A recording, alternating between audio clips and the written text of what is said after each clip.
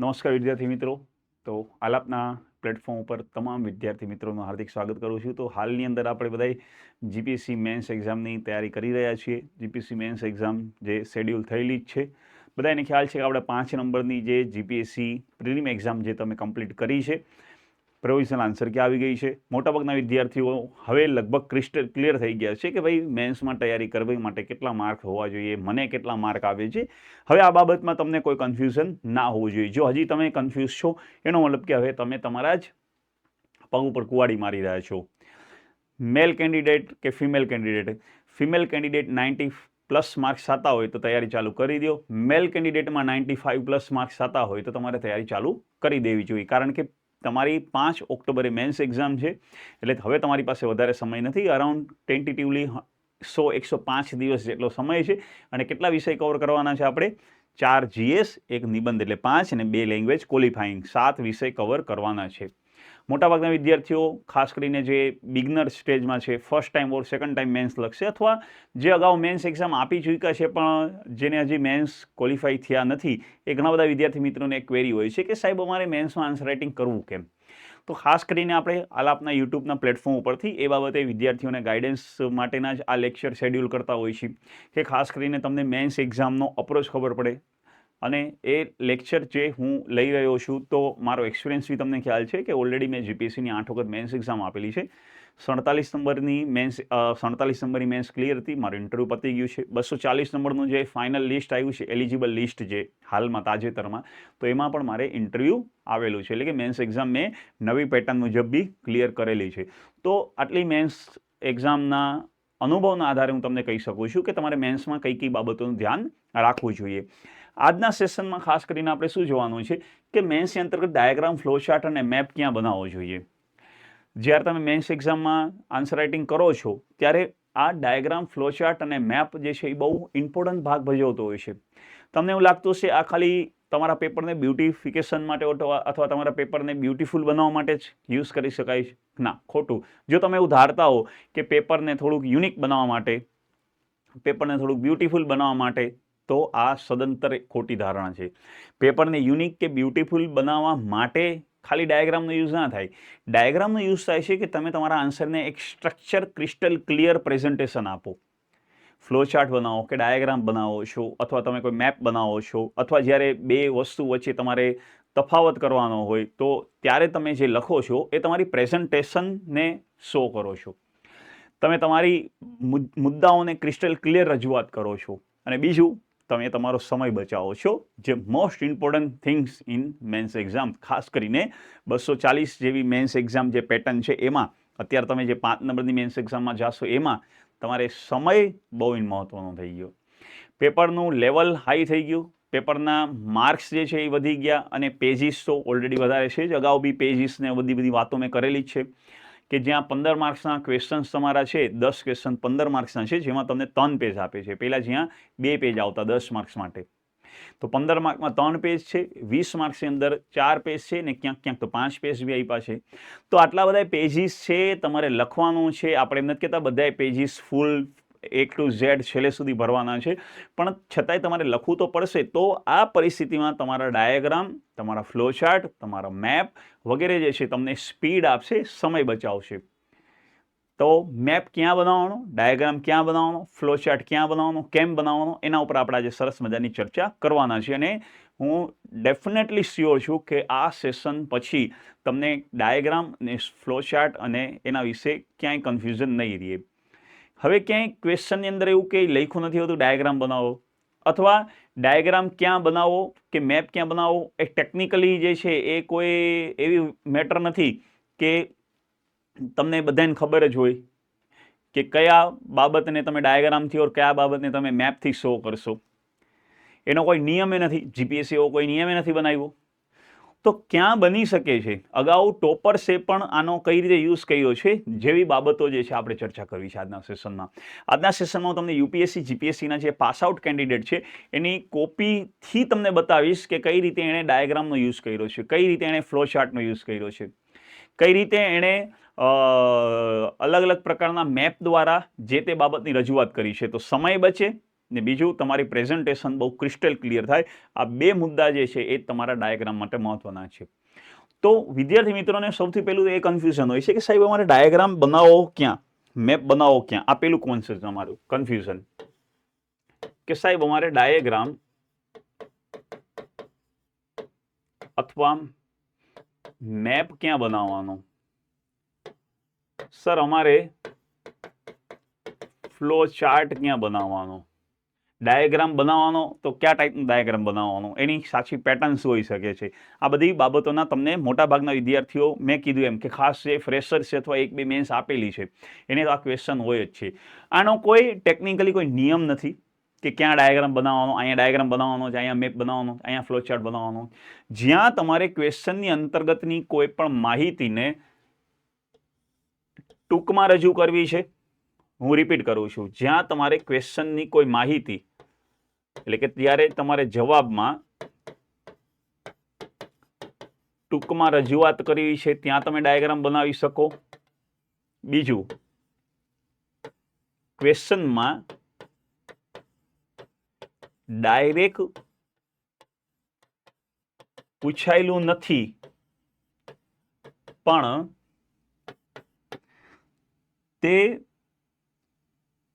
તેને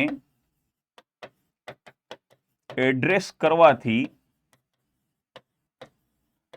જો તમારો જવાબ વધુ સારો બની શકતો હોય તો ત્યાં તમારે ડાયાગ્રામ અથવા ફ્લો ચાર્ટનો યુઝ કરી શકો છો.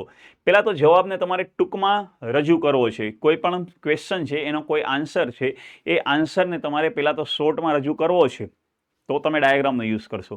બીજું કે તમારા ક્વેશ્ચનની અંદર ડાયરેક્ટ કોઈ ક્વેશ્ચન નથી પૂછાયેલો પણ ઇનડાયરેક્ટલી એ ક્વેશ્ચન જે છે એ સાઉન્ડ કરે છે, અથવા તમે એ ક્વેશ્ચન જે ડાયરેક્ટ નથી પૂછાયેલો એને પણ જો પ્રેઝન્ટેશન કરો છો ડાયાગ્રામ થ્રુ તો તમારો જવાબ વધુ સારો બની શકે છે. તો એવા ક્વેશ્ચનમાં તમારે ખાસ કરીને ડાયાગ્રામ અને તમારે ફ્લો ચાર્ટ બનાવવો જોઈએ. તમે કહેશો સાહેબ આવું તો સમજ ના પડી, કંઈ વાંધો નહીં, આપણે હમણાં સમજી લઈએ. ચલો એક્ઝામ્પલ હું તમને આપું. એક ક્વેશ્ચન છે કે આધુનિક સમયમાં ગાંધીજીના વિવિધ મૂલ્યો શું પ્રાસંગિકતા ધરાવે છે?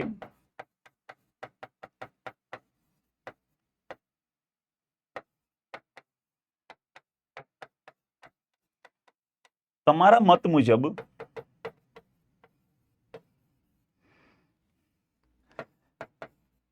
કયા 5 મૂલ્યો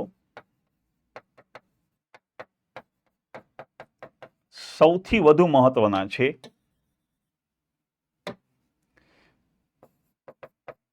સૌથી વધુ મહત્વના છે. હવે અહીંયા તમને આ ક્વેશ્ચન પૂછી લીધો છે. હવે તમે એક વખત પહેલા વિચાર કરો, ઉપર જે બે મેં મુદ્દાઓ લખ્યા છે એ મુદ્દામાંથી તમને શું લાગે છે કે કેમાં તમે ડાયાગ્રામ બનાવી શકશો? ક્યાં તમે ડાયાગ્રામ બનાવી શકશો? કયા પોઈન્ટનું ડાયાગ્રામ બનાવી શકશો?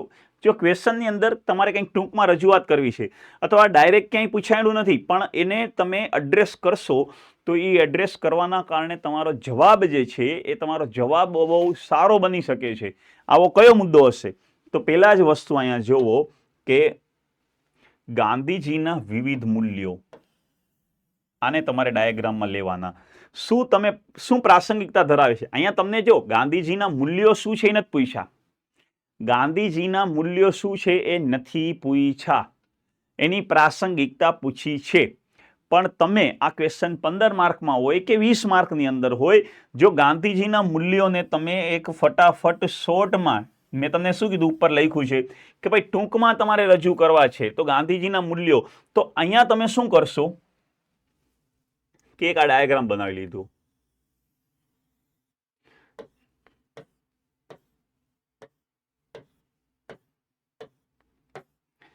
અને વચ્ચે લખી દીધું કે ગાંધીજીના મૂલ્યો. હવે અહીંયા તમે ગાંધીજીના જે મૂલ્યો છે એ લખશો, સત્ય, અહિંસા, વાલીપણાનો સિદ્ધાંત એટલે કે ટ્રસ્ટીશીપનો સિદ્ધાંત, ટ્રસ્ટીશીપનો આપણે અહીંયા ટ્રસ્ટીશીપનો સિદ્ધાંત શબ્દ વાપરીએ.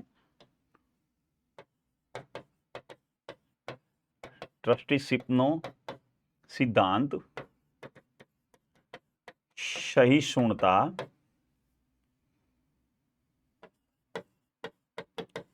વિકેન્દ્રીયકરણ,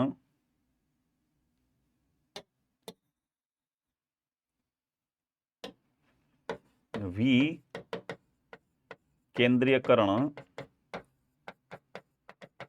શાસન વ્યવસ્થા,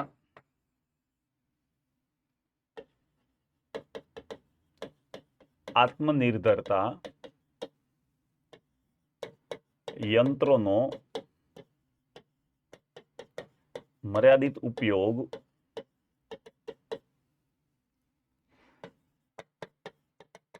પ્રાકૃતિક ખેતી, શિક્ષણ અને મહિલા વિકાસ. બરાબર, અહીંયા આટલા મૂલ્યો તમે લખ્યા. હવે જો પેલા તો હવે તમારી પાસે મૂલ્યો છે ઘણા બધા, જેમ કે હજી તમે જો લખવા જાઓ તો પર્યાવરણની સુરક્ષા,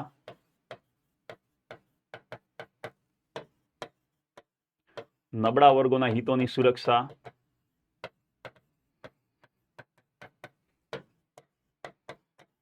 નૈતિક શાસન, નશાના પદાર્થો પર પ્રતિબંધ,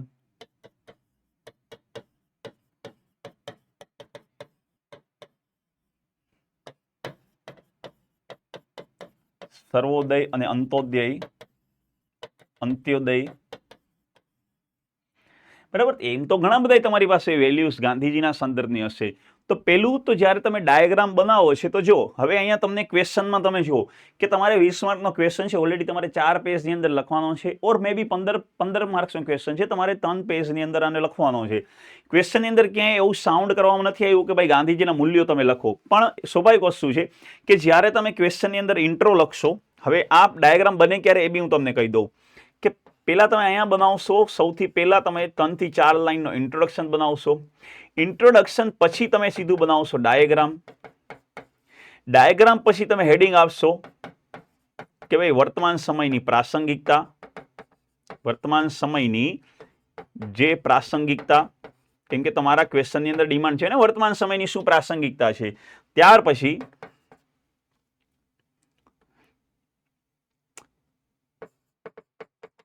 સૌથી મહત્વના 5 મૂલ્યો. તો આટલા ક્વેશ્ચનને એડ્રેસ કર્યું તમે. પેલા ઇન્ટ્રોથી ચાલુ કર્યું, ઇન્ટ્રો પછી તમે એક સરસ મજાનો આવો નાનો ડાયાગ્રામ બનાવી દીધો. પછી તમારા ક્વેશ્ચનની અંદર છે વર્તમાન સમયની પ્રાસંગિકતા, પછી તમે લખ્યું સૌથી મહત્વના મૂલ્યો, અને છેલ્લે તમે અહીંયા કન્ક્લુડ કર્યું. છેલ્લે શું કર્યું તમે? છેલ્લે કન્ક્લુઝન કર્યું. તો આ રીતે તમારો ડાયાગ્રામ બને. આ પહેલી વસ્તુ કે જ્યાં હિડન ક્વેશ્ચન છે અથવા ક્વેશ્ચનની ડિમાન્ડ, હિડન ડિમાન્ડ એવી છે કે તમારે આ વસ્તુ શો કરવી જોઈએ, તો તમને એવું લાગે છે કે ભાઈ મારે અહીં ડાયાગ્રામ બનાવવો જોઈએ, તો તમે અહીંયા ડાયાગ્રામ બનાવી શકો છો. આવો એક ડાયાગ્રામ બનાવી લેવાનો. આ પહેલી વસ્તુ થઈ. આ તો મેં તો મારી રીતે બનાવ્યો છે. તમે એક પ્રોપર એક કોઈન, જેમ કે હું તમારી મેન્સ એક્ઝામમાં જાઉં તો મારી પાસે એક રૂપિયાનો સિક્કો કોઈન ભેગું જ હોય. ખાસ કરીને હું કેવો 1 રૂપિયાનો થોડો મોટો સિક્કો અથવા 10 રૂપિયાનો સિક્કો સાથે રાખું. એટલે 10 રૂપિયાનો સિક્કો હોય સીધું રાઉન્ડ કરી અને સીધું સ્કેલથી આ જેટલા તમારે લખવા હોય એ લખી લેવાના, અને ત્યાર પછી તમારે આ શો કરી દેવાનો, અને પછી જે તમારો આન્સર થતો હશે એ આન્સર ચાલુ કરી દો. અહીંયા એક બેનિફિટ પેલું કે તમારું એક તો બ્યુટિફિકેશન થઈ ગયું. જે તમે વિચારતા હતા કે મારા બ્યુટિફિકેશન માટે, આ બ્યુટિફિકેશન થઈ ગયું. બીજું, પેપર ચેકરને આ વસ્તુ બહુ ક્રિસ્ટલ ક્લિયર શો થઈ ગઈ કે ભાઈ ગાંધીજીના મૂલ્યો ક્યાં ક્યાં છે. આ બધા મૂલ્યો છે. આ રીતે નહીં લખવાનું. આ તો મેં તમને ખાલી એમ કીધું, તમને એમ ના લાગે સાહેબને આટલા જ મૂલ્યો ખબર છે. આ બધા મૂલ્યો જ છે, પણ આમાંથી તમારા ડાયાગ્રામમાં જેટલા બી આ પોઈન્ટ સેટ થયા છે એટલા પોઈન્ટ મૂલ્યોમાં લખવાના. એક વસ્તુ ધ્યાનમાં રાખવાની, ક્યારેય બી કોઈ પણ આ એરો કોરો નહીં મૂકવાનો. જેમ કે આ તો ગાંધીજીને લગતી વાત હતી તો તમારી પાસે ઘણું બધું કન્ટેન્ટ હતું. પછી બીજી કંઈક બાબતમાં તમે ડાયાગ્રામ બનાવવા જાઓ છો, ડાયાગ્રામમાં તમે 1 2 3 1 આ 2 3 4 5 6 7 અને 8 આ 8 એરા બનાવ્યા છે તો પછી એ 8 એરામાં તમારે પોઈન્ટ લખવો પડે. પછી તમે આ રીતે કરો કે 7 પોઈન્ટ યાદ આવ્યો અને એક એરો આ કોરો મૂકી દો. તો હવે તમે જો આ કેવું લાગે, તમારો ડાયાગ્રામ આ કેવો વિચિત્ર લાગે છે. એક એરો અહીંયા તમે કોરો મૂકી દીધો છે. તો એ ક્યારેય નહીં કરવાનું. હંમેશા તમારે જેટલા એરા બનાવો છો એટલા એરાની અંદર તમારે લખવું પડે. જેમ કે અહીંયા મારે લખવું છે તો ભાઈ અહીંયા પર્યાવરણની સુરક્ષા અથવા જે બી તમે પોઈન્ટ લખો એ લખી લેવાનું. તો પેલું ડાયાગ્રામ આ રીતે બનશે. જેટલા પોઈન્ટ છે એટલા મગજમાં હોવા જોઈએ અથવા ડાયાગ્રામ બનાવ્યા પછી પોઈન્ટ યાદ આવવા જોઈએ. એ તમારા ઉપર આધાર રાખે છે કે તમને શું કરો છો.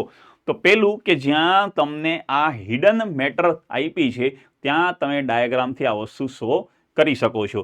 લાઈક આવો જ બીજો ક્વેશ્ચન હું મૂકું. હવે આ ક્વેશ્ચન છે તમારો ફરીથી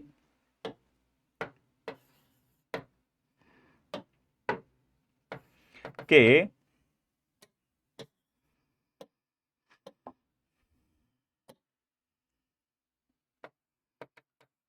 સમાવેશી અને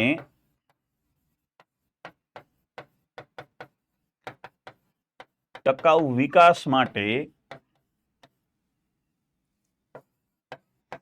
જનતાની ભાગીદારી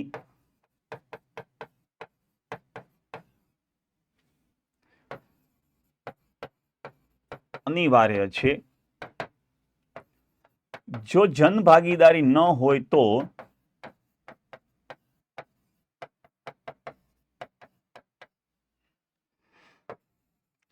આ લક્ષ્યાંક પ્રાપ્ત જ ન કરી શકાય. બરાબર. અત્યારે તો આ બધા જીપીએસસીમાં આ ટાઈપના ઓપન એન્ડેડ ક્વેશ્ચન જ થઈ ગયા. તમને અહીંયા સીધું શું આપી દેશે કે ભાઈ ચર્ચા કરો અથવા વિધાન સ્પષ્ટ કરો, આવું કંઈક આપી દેશે. હવે અહીંયા તમને ફરીથી કે તમને પૂછ્યું છે કે સમાવેશી અને ટકાઉ વિકાસ માટે જનતાની ભાગીદારી અનિવાર્ય છે.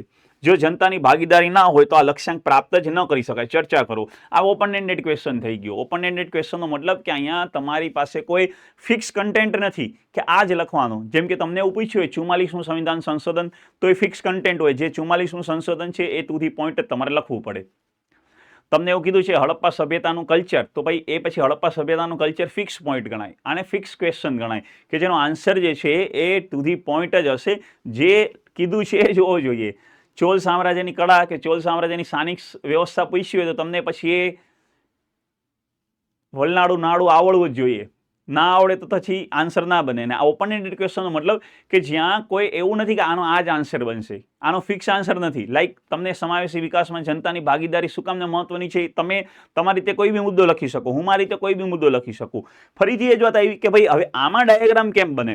તો મૂળ વાત એ જ છે કે અહીંયા તમારે જો સમાવેશી ને ટકાઉ વિકાસના ડાયાગ્રામની વાત નથી કરી, પણ જો તમે ઇન્ટ્રો બનાવો, ઇન્ટ્રો પછી સમાવેશી અને ટકાઉ વિકાસનો ડાયાગ્રામ બનાવો, પછી જનતાની ભાગીદારીનું મહત્વ, જનતાની ભાગીદારી ના હોય તો સમસ્યા અને પછી સમાધાન, આટલો આન્સર તમારો બને.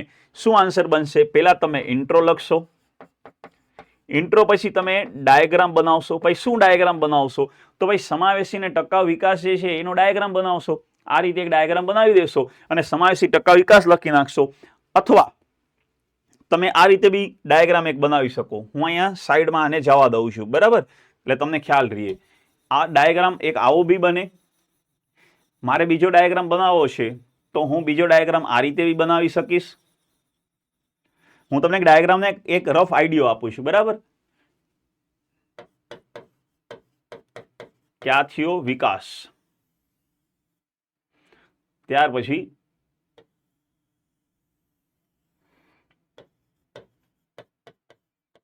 પર્યાવરણની સુરક્ષા. આપણે આને અલગ કલરમાં લઈએ એટલે પ્રોપર તમને શો થાય.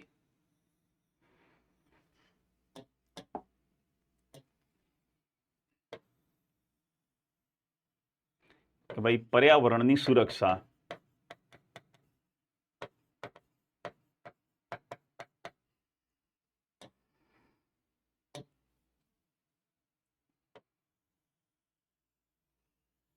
અને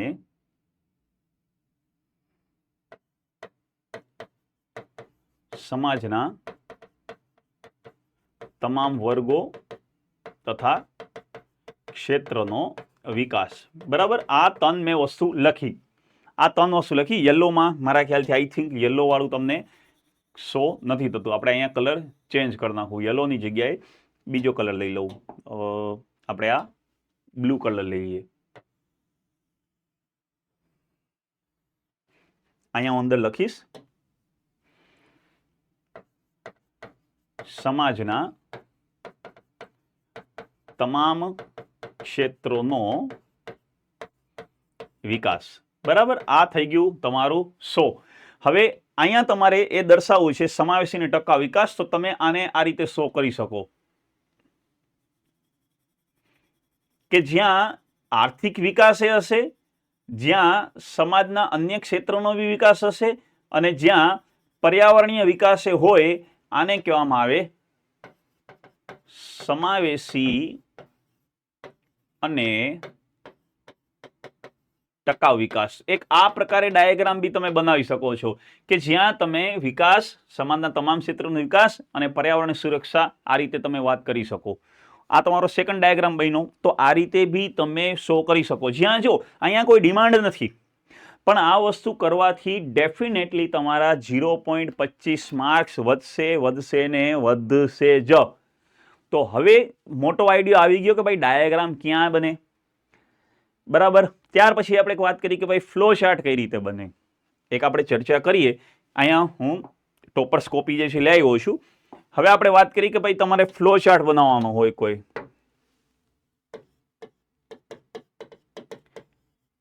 કે ભાઈ ફ્લોર ચાર્ટ બનાવવાનો છે. તો ફ્લોર ચાર્ટ કઈ રીતે બને?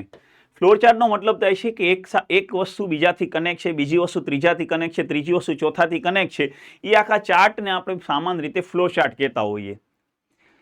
એક વસ્તુ બીજાથી, બીજી વસ્તુ ત્રીજાથી, ત્રીજી વસ્તુ ચોથાથી, એ જે કનેક્ટિવિટીની જે વાત કરીએ ને, એ કનેક્ટિવિટી તમારી જે છે એને આપણે કહેતા હોઈએ છીએ કે સામાન્ય રીતે ફ્લો ચાર્ટ. એક્ઝામ્પલ તરીકે આ એક ક્વેશ્ચન છે તમારો કે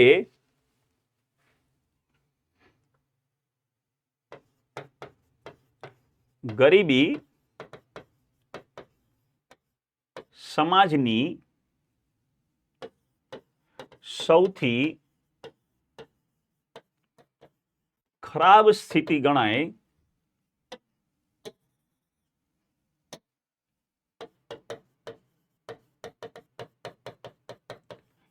જે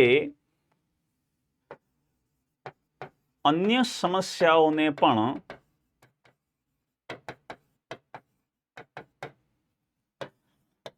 જન્મ આપે છે.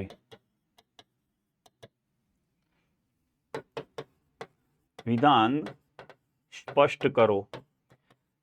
હવે અહીં તમે ડાયરેક્ટ ગરીબી અને અન્ય સમસ્યાઓને જન્મ આપે છે, તો ગરીબી અન્ય સમસ્યાને કેમ જન્મ આપે છે એના વિશે તમે ડાયરેક્ટ પોઈન્ટ વાઇઝ લખો, કંઈ વાંધો નહીં, ચાલી જાય. પણ એક જો તમે આને ફ્લો ચાર્ટ બનાવી દો ને, લાઈક આ રીતે એક ફ્લો ચાર્ટ બનાવો. હું તમને એક ફ્લો ચાર્ટ બનાવીને બતાડું.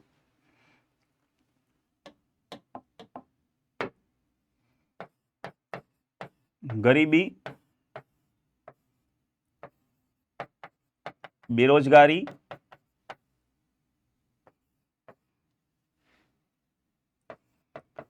કુપોષણ,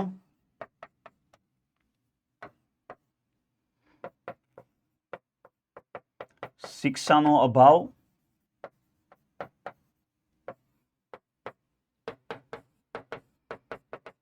સ્કિલનો અભાવ. આ ફ્લો ચાર્ટ થયો કે ભાઈ આ બધા એકબીજા સાથે કનેક્ટ વ્યક્તિ છે કે ભાઈ આમાં ગમે તે ચાલે. જેમ કે અહીંયા તમને ગરીબીની જગ્યાએ હું કીધું બેરોજગારી, તો તમે આને ઉપર બેરોજગારી લઈ શકો. આ બધી વસ્તુ છે ને કનેક્ટ છે કે ભાઈ જે ગરીબી હશે એ ગરીબીના કારણે બેરોજગારી હશે, અથવા બેરોજગારીના કારણે ગરીબી હશે. જેવી તમે લેવું હોય લઈ શકો છો. હવે જે વ્યક્તિ બેરોજગાર હશે તો સ્વાભાવિક વસ્તુ છે ભાઈ ભૂખમરો હશે, એની પાસે પૈસા નહીં હોય. ભૂખમરો હશે તો કુપોષણ હશે. કુપોષણ જેવી વ્યવસ્થા હશે તો એના બાળકો સામાન્ય બેઝિક ફેસિલિટી બી એને નહીં જ મળતી હોય, તો શિક્ષા જેવી બાબતોનો બી એનો અભાવ જોવા મળશે. શિક્ષાનો અભાવ હશે તો ભાઈ સ્કિલનો અભાવ હશે. સ્કિલનો અભાવ હશે તો ફરીથી એ જ બેરોજગારી, અને ફરીથી એ જ બેરોજગારી એટલે ગરીબી. સ્કિલનો અભાવ હશે તો ફરીથી એ જ બેરોજગારી, અને બેરોજગારી એટલે ગરીબી. આ એક ફ્લો ચાર્ટ થઈ ગયો કે જે એકબીજા ઉપર આ વસ્તુ કનેક્ટ થયેલી છે, એકબીજા ઉપર ડિપેન્ડેન્ટ છે. તો આને ફ્લો ચાર્ટ કહેવાય. તો જ્યારે એક્ઝામની અંદર જો તમને ક્લિયર એવું નથી કીધું કે ફ્લો ચાર્ટ ક્યાં બનાવો, પણ તમે આ રીતે ફ્લો ચાર્ટ જે છે એ બનાવી શકો છો. ઉતરતા ક્રમમાં અથવા ચડતા ક્રમમાં તમે ફ્લો ચાર્ટ બનાવી શકો છો. ઉતરતા ક્રમમાં બનાવી શકો અથવા ચડતા ક્રમમાં જે છે તમે ફ્લો ચાર્ટ બનાવી શકો છો. હું તમને હમણાં ટોપર્સ કોપી બી બતાડું કે ભાઈ કઈ રીતે ફ્લો ચાર્ટ બનાવવામાં આવ્યા છે. તો આ વાત થઈ તમારી ફ્લો ચાર્ટની. તો જ્યારે તમને ફ્લો ચાર્ટને લગતો કોઈ પણ પોઈન્ટ બનાવવો હોય તો તમે આ રીતે ફ્લો ચાર્ટને બી શો કરી શકો છો. સમજી ગયા ક્યાં ફ્લો ચાર્ટ બને? તો આ રીતે તમારો એક ફ્લો ચાર્ટ જે છે એ બની શકે છે. કોઈ બી મેટરમાં બની શકે. જેમ કે ભાઈ જળવાયુ પરિવર્તન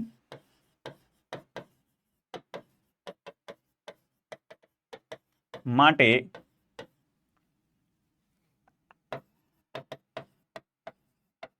મોટા શહેરો જવાબદાર છે. હવે આને લગતો તમારે બનાવવો હોય તો બી સેમ જ બનશે કે ભાઈ પ્રદૂષણ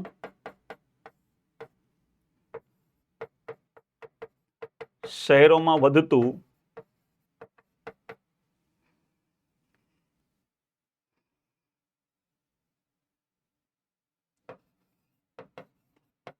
ઈંધણનો ઉપયોગ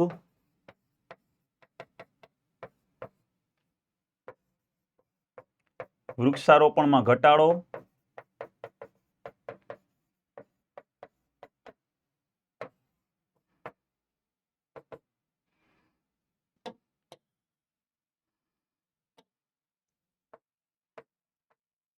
શુદ્ધ હવા પાણી જમીનમાં ઘટાડો.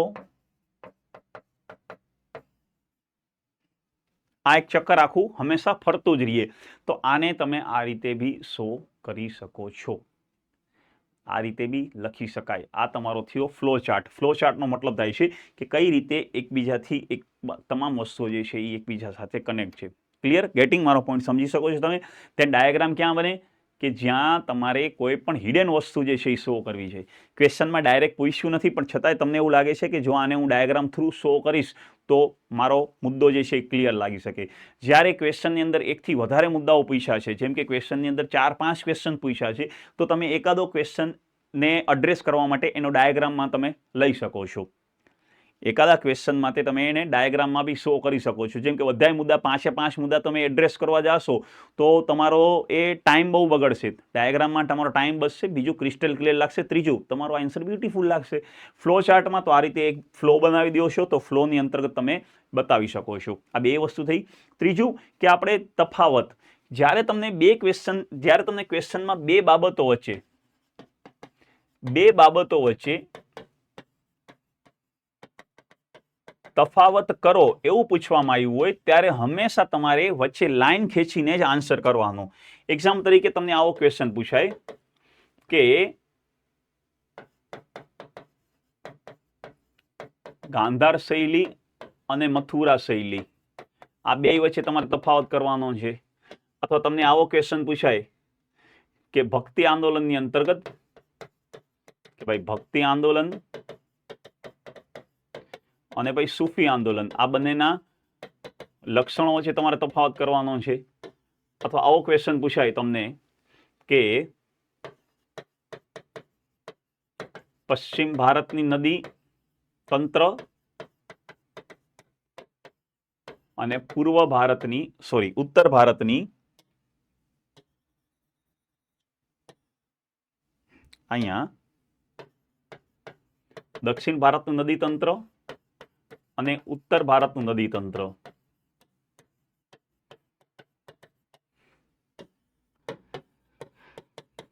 પશ્ચિમ ઘાટ અને પૂર્વ ઘાટ. આવો કોઈ પણ જ્યાં તમને બે બાબતો વચ્ચે તફાવત કરો એવો ક્યાંય પણ ક્વેશ્ચન જોવા મળે, હંમેશા તમારે આની ફોર્મેટ કઈ લેવાની? આની ફોર્મેટ હંમેશા તમારે આ રીતે જ લેવાની. જેમ કે અહીંયા મારે આ ક્વેશ્ચનને એડ્રેસ કરવો છે પશ્ચિમ ઘાટ અને પૂર્વ ઘાટ. હું શું કરીશ? અહીંયા વચ્ચે લાઈન ખેંચી લઈશ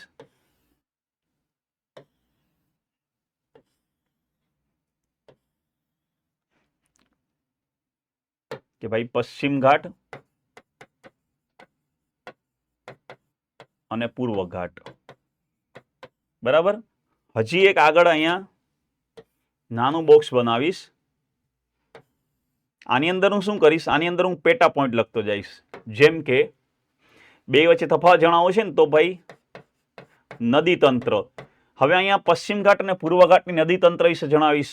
ત્યાર પછી મારે ઊંચાઈ, તો અહીંયા બંને વચ્ચેની ઊંચાઈ જણાવીશ. ત્યાં પછી મારે જૈવ વિવિધતા,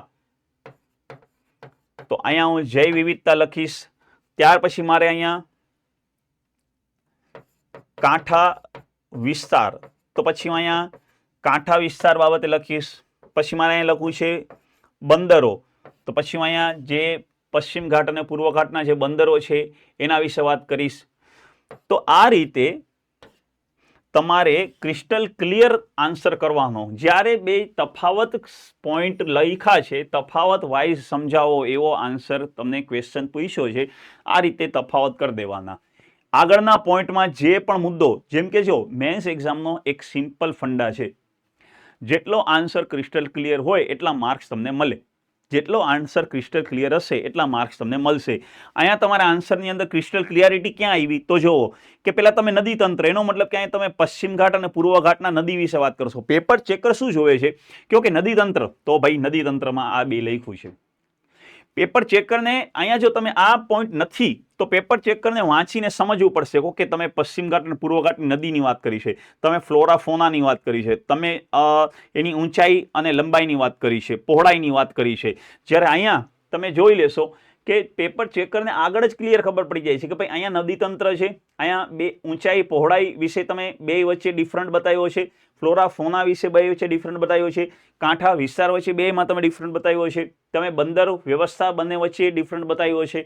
આને કહેવાય તમારો ક્રિસ્ટલ ક્લિયર આન્સર. તો થર્ડ વસ્તુ મેં તમને કીધી કે જ્યારે તમારે કોઈ પણ બાબતની અંદર તફાવત કરવો આવે તો તફાવત આ બે રીતે થઈ જાય. આ થઈ ત્રીજી વસ્તુ. હવે ચોથી વસ્તુ કે ભાઈ સાહેબ મેપ ક્યાં બનાવવો. ઘણા લોકો એવું કહેતા હોય કે જીઓગ્રાફીનો પ્રશ્ન હોય તો જ મેપ બનાવવો જોઈએ, આકૃતિ બનાવી. મેપનો મતલબ કે કોઈ પણ આકૃતિ. તો જીઓગ્રાફીના પ્રશ્ન, એ તો ભાઈ હકીકત જ છે કે જીઓના પ્રશ્નમાં તમે મેપ બનાવી શકો. તમે હિસ્ટોરીના ક્વેશ્ચનમાં પણ મેપ જો જરૂરી છે તો તમે મેપમાં શો કરી શકો. જેમ કે તમને હિસ્ટરીની અંદર કોઈ એવો પ્રશ્ન પૂછ્યો, ભાઈ હડપ્પા સભ્યતાના વિસ્તારને લગતો પ્રશ્ન પૂછ્યો, તો તમે ભારતનો એક મેપ બનાવી હડપ્પા સભ્યતાના જે સ્થળો છે, લાઈક આ આપણે બનાવ્યું કે ભાઈ ભારતનું એક મેપ બનાવ્યું, તમને ભારતના હડપ્પા સભ્યતાના સ્થળ વિશે જે છે કોઈ પ્રશ્ન પૂછવામાં આવ્યો છે, તમે ભારતના હડપ્પા સભ્યતાના સ્થળ વિશે જે તમારો મેપ બનાવવો હોય એ મેપ તમે બનાવી લેશો.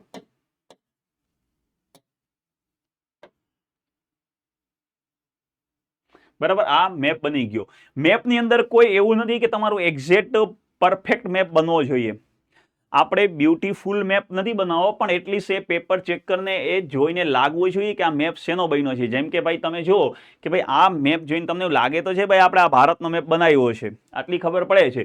હવે તમારે જેટલા પણ હડપ્પા સભ્યતાના પોઈન્ટ છે એ તમારે શો કરવા છે, તો ભાઈ તમે અહીંયા શો કરી શકો. ભાઈ અહીંયા રાખી ગીઢી અહીંયા છે, અહીંયા આ છે, ગુજરાતની અંતર્ગત આ 3-4 જગ્યા અહીંયા આવેલા છે, અહીંયા જે છે એ આ આવેલું છે. તો આ રીતે તમે મેપમાં પણ બતાવી શકો છો. લાઈક તમે તમે ચોલ સામ્રાજ્યનો પ્રશ્ન આવ્યો તો તમે આ રીતે મેપ કરી શકો કે ભાઈ આ ચોલ સામ્રાજ્ય છે.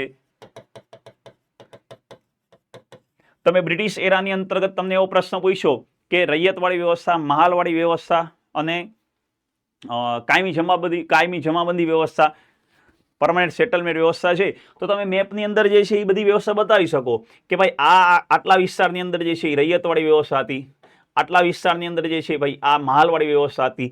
તો જ્યાં વ્યવસ્થા હતી ત્યાં તમે શો કરી શકો કે ભાઈ આ રૈયતવાળી વ્યવસ્થા, આ ભાઈ મહાલવાળી વ્યવસ્થા, અને આ વિસ્તાર જે છે ત્યાં તમે કાયમી જમાબંધી વ્યવસ્થા.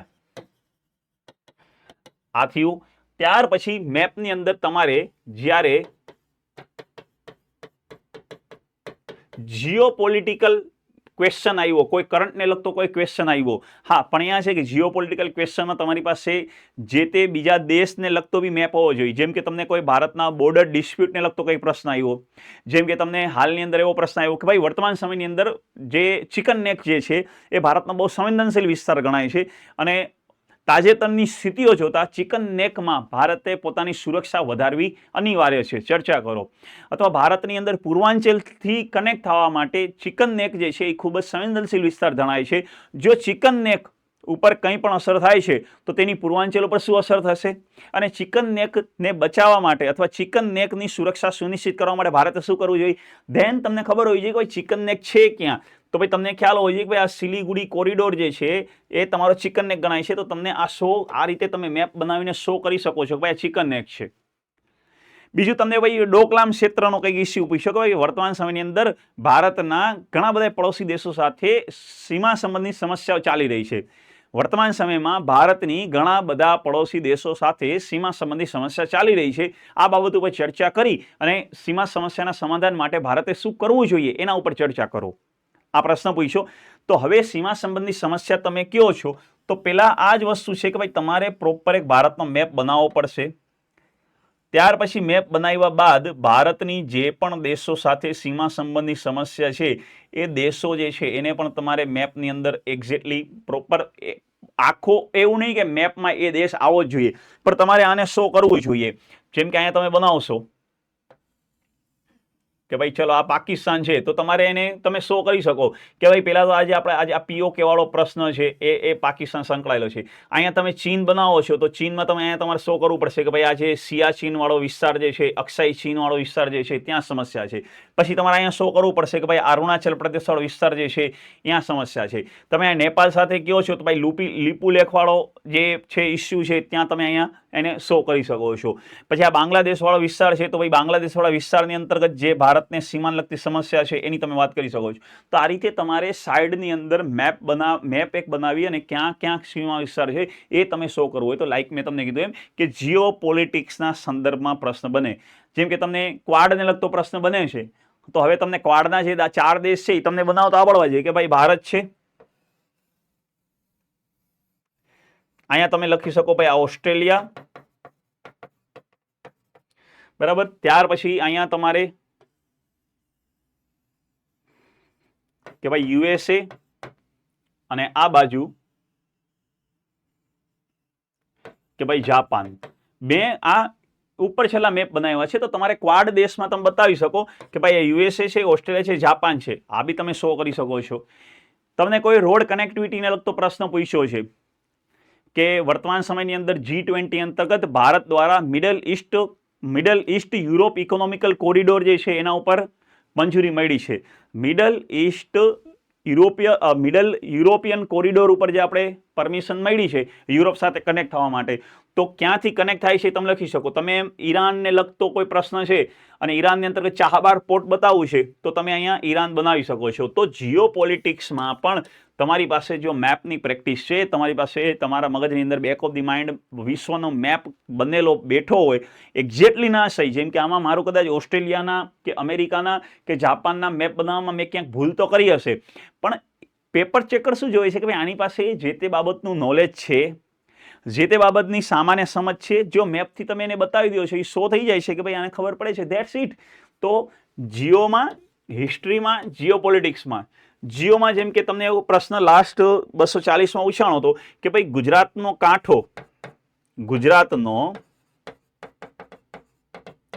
કાંઠા વિસ્તાર ભારતના વિકાસમાં શું ભૂમિકા ભજવે છે અથવા મહત્વની ભૂમિકા ભજવે છે, સમથિંગ કંઈક પ્રશ્ન હતો. તો હવે તમારે ગુજરાતનો મેપ બનાવીને તમે ગુજરાતનો જે કાંઠા વિસ્તાર છે એ કાંઠા વિસ્તારને તમે શો કરવો જોઈએ તમારે. તો એનાથી તમારા આન્સરની અંદર આને શું કે વેલ્યુ એડિશન થવી. આ તમારો આન્સર જે છે એને આપણે શું કહેતા હોઈએ છીએ કે તમે આન્સરની અંદર કંઈક વેલ્યુ એડિશન જે છે એ કરી રહ્યા છો. તો આ રીતે તમે ગુજરાતનો મેપ બનાવી દીધો. હવે આ ગુજરાતનો મેપ બનાવી દીધો પછી તમે અહીંયા કાંઠા વિસ્તાર જે છે એને શો કરી દો કે ભાઈ ગુજરાતનો કાંઠા વિસ્તાર કયો છે. તો અહીંયા કચ્છનો અખાતથી લઈ આ આખો કાંઠા વિસ્તાર છે અહીંયા ખંભાતનો અખાત સુધી. હવે તમારે અહીંયા કાંઠા વિસ્તાર જે છે એમાં તમારે શો કરી દેવાનું કે ભાઈ આ કચ્છનો અખાત છે, બરાબર. અહીંયા આ ખંભાતનો અખાત છે, આ શો કરી અને પછી કાંઠા વિસ્તારનું શું મહત્વ છે એના વિશે તમે 1 by 1 વાત કરતા જશો. તો જિયોગ્રાફીમાં પણ તમે મેપનો યુઝ કરી શકો છો. તમને ગુજરાતના કોઈ મિનરલ્સ બાબતે કંઈક પૂછ્યું, તમને ભારતના કોઈ મિનરલ્સ બાબતે પૂછ્યું કે ભાઈ ભારતની અંતર્ગત કોઈ જંગલ વિસ્તાર વિશે પૂછ્યું, તો આ તમે ભારતના મેપની અંદર જે તે જંગલ વિસ્તાર બાબતે વાત કરી શકો છો. તમને ભારતની અંદર કોઈ મિનરલ્સને લગતો પ્રશ્ન પૂછ્યો છે કે ભારતની અંદર કોલસા કે ભાઈ કોલસાનું ખનન, ભારતની ઉર્જા કટોકટીને સમાધાન કોલસાની ખનનથી પ્રાપ્ત કરી શકાય છે, પણ કોલસા ખનન ઉદ્યોગ જે છે એ પ્રદૂષણનું બી કારણ બને છે. વિધાન સ્પષ્ટ કરો. તો હવે તમે અહીંયા ભારતનો મેપ બનાવી અને ભાઈ કોલસા ખનન તો ભાઈ છોટા નાગપુર પ્લેટુ છે, તો તમારે છોટા નાગપુર પ્લેટુ જે છે તો તમે અહીંયા કોલસા ખનનની વાત કરી શકો. ભાઈ અહીંયા કોલસો નીકળે છે, તો જ્યાં જ્યાં કોલસા ખનન થઈ શકતું હોય એટલા વિસ્તાર તમે જે છે બતાવી દો કે ભાઈ અહીંયા કોલસા ખનન માઇનિંગ પોસિબલ છે. કોલસા હોય, યુરેનિયમ હોય, સ્ટીલ હોય, બોક્સાઇડ હોય, જંગલ વિસ્તાર હોય, XYZ જે બી માંગ કરી છે. તો આ તમારો બને મેપ. ધેન આજે આપણે ત્યારે 4 મુદ્દા ઉપર મેં ચર્ચા કરી કે ડાયાગ્રામ ક્યાં બનશે, ફ્લો ચાર્ટ ક્યાં બને, મેપ ક્યાં બને અને 2 ક્વેશ્ચન વચ્ચેના તફાવત હોય તો શું થાય. જોવો પછી હું તમને ટોપર્સ કોપીમાં લઈને જાઉં. આ મેં તમને ક્વેશ્ચન સાથે એટલે સમજાવ્યા છે ધેન તમે સમજી શકો કે એક્ઝેક્ટલી કયા ક્વેશ્ચનની અંદર શું ડિમાન્ડ છે. અને આ બધી બાબતોને જ કહેવાય વેલ્યુ એડિશન. આને શું કહેવાય? Value addition. આ વેલ્યુ એડિશન હોય તો તમને ડેફિનેટલી મેન્સમાં માર્ક મળી શકે. જેમ કે ડાયાગ્રામ, ફ્લો ચાર્ટ ક્યાં બને? તો ભાઈ ડાયાગ્રામ વર્તમાન સમયની પ્રાસંગિકતા હોય, સૌથી મહત્વના કોઈ મૂલ્યો, ડાયાગ્રામ અને મેપ, ફ્લો ચાર્ટ તો ભાઈ તમારે આ ખાસ કરીને બનાવવાનું ક્યાં છે?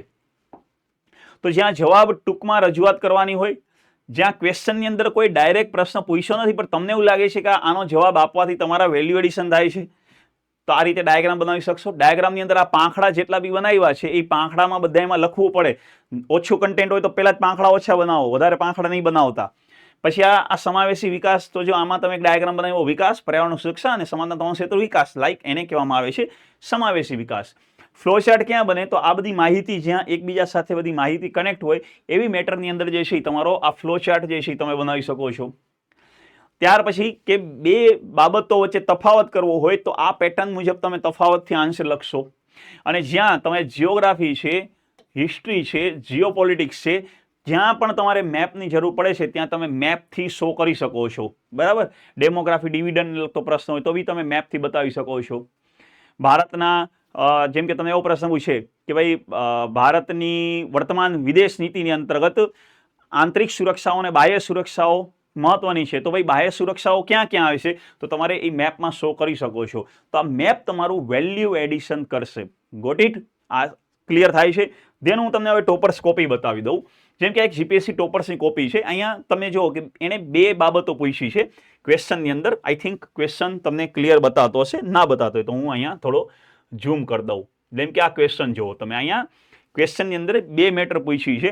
એક પૂછી છે કે નાગર અને દ્રવિડ શૈલીની સરખામણી ઉદાહરણ સાથે જણાવો. અહીંયા તમે જુઓ આ નાગર શૈલી, દ્રવિડ શૈલી, આ મુદ્દા લખ્યા છે 1 2 3 4 5. બરાબર? વિકાસની સાથે સરખામણી, રાજ્ય કક્ષાએ ઉપયોગ અને હેતુની દ્રષ્ટિએ સરખામણી. જો કેટલું ક્રિસ્ટલ ક્લિયર લખેલું છે. આન્સર કેટલો ક્લિસ્ટર ક્લિયર લખ્યો છે કે સરખામણીમાં પણ પાછા પેટા પોઈન્ટ પાડ્યા છે કે ભાઈ લાક્ષણિકતાની દ્રષ્ટિએ સરખામણી, રાજ્યાશ્રયની વિકાસની દ્રષ્ટિએ સરખામણી અને ઉપયોગ અને હેતુની દ્રષ્ટિએ સરખામણી છે. તો આ તમારા જો તફાવત થઈ ગયા. પછી જો અહીંયા આ મંદિર શૈલી ડ્રો કરી છે. ક્વેશ્ચન શું છે? નાગર અને દ્રવિડ શૈલીની સરખામણી ઉદાહરણ સાથે કરો. સેમ જ ક્વેશ્ચન હતો પણ આ બીજા એક ટોપર્સનું હું ક્વેશ્ચન લઈને આવ્યો છું. જો અહીંયા સરખામણીની અંદર એણે શું કર્યું છે? બંને શૈલી જે છે એ શૈલીને ડ્રો કરીને બતાવી છે. ધેન હવે સમજી ગયા ક્યાં ડાયાગ્રામ બને, ક્યાં મેપ બને, ક્યાં ચિત્રડા કરી શકો. આપણી ભાષામાં ચિત્રડા ક્યાં કરવાના? અહીંયા ચિત્રડા થાય પણ પ્રોપર હોવા જોઈએ. ત્યાં લખ્યું જ છે જળાશય, વિમાન, ગર્ભગૃહ, મંડપ, ગોપુરમ. બરાબર? અહીંયા લખ્યું જ છે જો બધી વસ્તુ, અંતરાલ, ગર્ભગૃહ. કદાચ તમને ક્લિયર નહીં દેખાતું હોય પણ મેપ તો આ આકૃતિ તો દેખાઈ ગઈ ક્લિયર. ચલો, આ યુપીએસસીના કેન્ડિડેટ જે છે એનું હું લઈ આવ્યો છું. શું પૂછ્યું છે? ક્વેશ્ચન એ છે, કદાચ તમને નહીં બતાવતો હું વાંચી જાઉં છું કે ભાઈ છત્તીસગઢ में नक्सल के कारण उत्पन्न चुनौतियों का विश्लेषण कीजिए. એટલે કે ભાઈ છત્તીસગઢની અંતર્ગત જે નક્સલિઝમ વધી રહ્યું છે એ નક્સલિઝમ જે છે એનો તમારે ઉલ્લેખ કરવાનો છે. તો જો અહીંયા શું કર્યું છે કે એક ભારતનો મેપ, તમે જોઈ શકો છો મેપ એવો કોઈ પરફેક્ટ નથી બનેલો. આ યુપીએસસીના ટોપર છે, અરાઉન્ડ 2025માં એનો કંઈક 60મો રેન્કની આસપાસ રેન્ક છે. જો અહીંયા મેપ બહુ ક્લિયર નથી, પણ પેલી નજરે જોતા એટલી તો ખબર પડે છે કે ભાઈ ભારતનો મેપ છે Naxal affected red belt in India. તો જે રેડ બેલ્ટ છે આખો નક્સલ ઇફેક્ટેડ એને આખો શો કરી દીધો છે. આ રીતે તમારો મેપનો યુઝ તમે વેલ્યુ એડિશનમાં કરી શકો છો. ત્યાર પછી બીજો એક ક્વેશ્ચન છે. ક્વેશ્ચન શું છે? વામપંથી ઉગ્રવાદની વાત કરવામાં આવી છે કે ભાઈ વામપંથી ઉગ્રવાદ શરૂઆતમાં ખતરો હતો, પણ ધીરે ધીરે ધીરે એમાં ઘટાડો થઈ રહ્યો છે. લેફ્ટ વિંગ એક્સ્ટ્રીમિસ્ટની વાત કરવામાં આવી છે. અહીંયા ક્વેશ્ચન કદાચ નહીં બતાવતો હોય कि वामपंथी उग्रवाद एक समय आंतरिक सुरक्षा के लिए सबसे बड़ा खतरा माना जाता था, हालांकि वर्तमान समय में उसमें गिरावट आई है.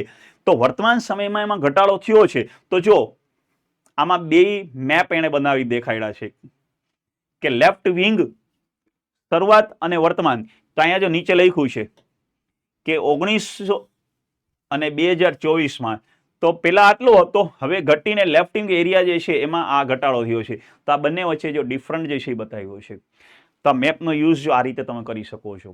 પેપર ચેકરની અંદર વેલ્યુ, તમે પેપરની અંદર વેલ્યુ એડિશન કરો, પેપર ચેકર તમને માર્ક્સ આપે જ, કેમ ના આપે? જો આ છે, આ યુપીએસસી ટોપર્સનો આન્સર છે. દેન અહીંયા સુશાસન, જે ગુડ ગવર્નન્સની વાત કરી છે, તો ભાઈ ગુડ ગવર્નન્સ માટે બી મેપ બનાવી શકાય, બસ તમારી પ્રેક્ટિસ હોવી જોઈએ. क्वेश्चन શું છે? સુશાસન की सफलता नागरिक केंद्रीय प्रशासन में निहित है. એટલે કે ભાઈ સુશાસન જે છે સિટીઝન સેન્ટ્રિક એડમિનિસ્ટ્રેશન હોય તો જ સફળ થાય. તો અહીંયા જો સિટીઝન સેન્ટ્રિક એડમિનિસ્ટ્રેશન માટે તો ભાઈ એને સુશાસનનો એક મેપ બનાવ્યો કે ભાઈ સુશાસન એટલે શું? તો ભાઈ જ્યાં નૈતિકતા હોય, કાર્યક્ષમતા હોય અને સિટીઝન સેન્ટ્રિક અપ્રોચ હોય, અને આ વચ્ચેનો ભાગ છે એને આપણે કીધું ગુડ ગવર્નન્સ. પેલા આપણે જે બનાવ્યો હતો કયો સમાવેશી વિકાસ અને ટકાઉ વિકાસ વાળો જે ડાયાગ્રામ બનાવ્યો હતો છે એ જ પેટર્ન મુજબનો ડાયાગ્રામ. ક્લિયર? ચલો અહીંયા એક ફરીથી એક મેપ બનાવ્યો છે જે ભારતના જે રેર અર્થ મટીરિયલ, જેમ કે global distribution of the rare earth material, તો ભારતની અંતર્ગત જે રેર અર્થ મટીરિયલ કઈ કઈ જગ્યાએથી પ્રાપ્ત થાય છે એને લગતો એક મેપ. જો મેપ અહીંયા ફરીથી જો, મેપ બહુ સિમ્પલ જ છે, કોઈ એવો સ્પષ્ટ નથી. એના કરતાં તો મેં જે મેપ બનાવ્યા છે એ બહુ સારા બન્યા છે. ભારતના મેપની અંદર આવા ડબલ ખૂણા હોતા જ નથી અને આટલું નાનું હોતું જ નથી. આ તો પીઓકે કાપી નાખ્યું છે. પણ મેં શું કીધું હતું અગાઉ પણ કે આપણે ભાઈ ટોપર્સની કોપીમાં ભૂલો નથી શોધવી, આપણે ત્યાંથી શીખવું છે. તો આપણે મેપ પ્રોપર બનાવી દો. તો તમે જો અહીં લખ્યું છે યુરેનિયમ બેલ્ટ, થોરિયમ બેલ્ટ અને લિથિયમ બેલ્ટ. તો જે રેર અર્થ મટીરિયલ અને રેર અર્થ મટીરિયલ કઈ જગ્યાએથી પ્રાપ્ત થાય છે? તો ભાઈ જો lithium found in Jammu and Kashmir, તો જો અહીંયા દોર્યું છે Jammu and Kashmir. Uranium found in Jaduguda in Jharkhand, તો અહીં ઝારખંડ લખ્યું છે.